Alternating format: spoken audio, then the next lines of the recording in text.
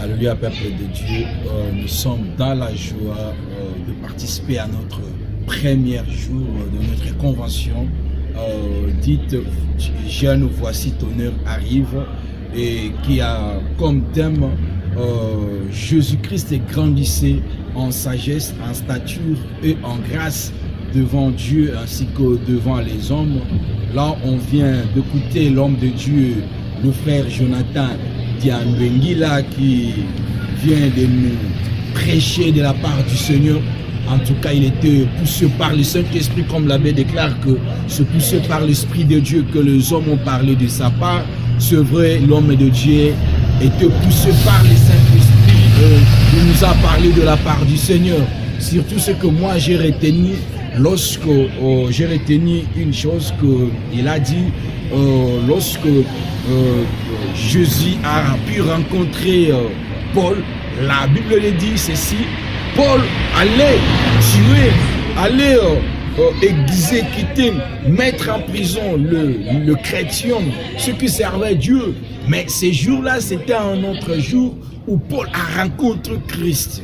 Et directement le rencontra, la Bible dit ceci: Paul tomba sur la terre, et pendant qu'il était tombé, c'est Christ qui lui dit: Paul, pourquoi me persécutes-tu? Et Paul a répondu: Seigneur, qui est-ce que je persécute? Qui es-tu? Oh, Jésus-Christ a répondu: c'est moi, Jésus-Christ de Nazareth, que tu persécutes en tuant mes frères. Mais ces jours-là, c'était un autre jour, c'était une bonne nouvelle qui était tombée sur Pierre. La Bible dit ceci: lorsqu'il était tombé tant que Saoul, il s'est mis debout tant que Paul. Et lorsqu'il était tombé, il a fait tomber tout ce qui était de Saoul, la méchanceté, l'exécution des chrétiens, et tout cela a été tombé. Mais lorsqu'il s'est relevé tant que Paul. Il est parti maintenant servir Dieu. Vraiment, cela m'a beaucoup touché. Il nous a encore parlé de 4 jeunes qui étaient Daniel ainsi que ses 3 compagnons. Ils ont refusé de manger la nourriture du roi. Pourquoi? Juste parce qu'ils ne voulaient pas s'essuyer. Or, il nous a interpellé qu'aujourd'hui, tant que de jeunes, nous devons refuser de manger la nourriture du monde, ce que le monde nous apporte, ce que le diable nous propose.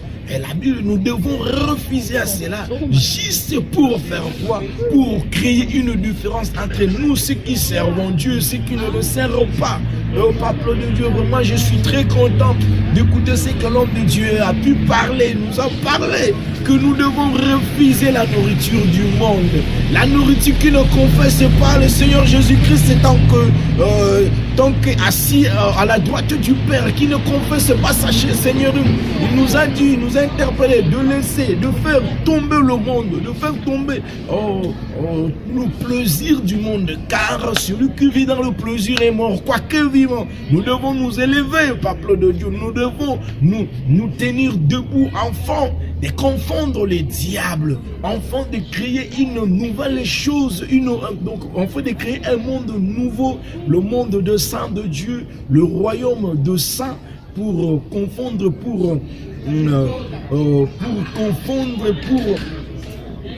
pour contrer l'influence du diable, car le diable vient.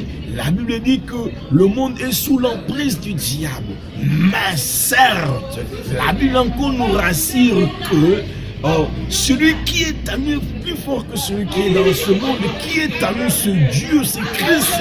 Qui est à nous est le plus fort que celui qui est dans ce monde. Il a dit: petits enfants, ne craignez pas le monde. Nous, on ne peut pas craindre le monde. Nous sommes là pour contrer les œuvres de l'ennemi. Nous sommes là pour influencer les jeunes de notre génération à accepter Christ.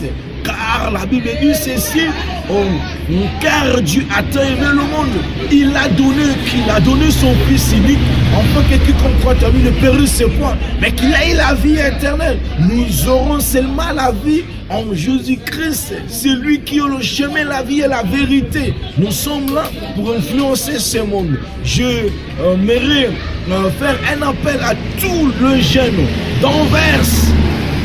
Chers jeunes, levez-vous.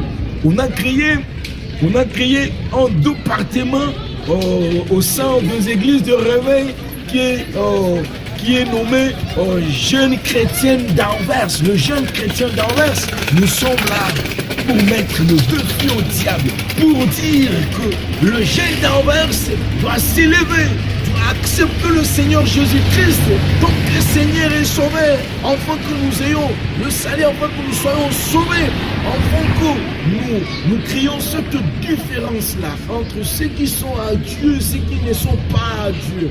Cher peuple de Dieu, lorsque mon Dieu vous bénisse énormément, j'aimerais vous inviter encore demain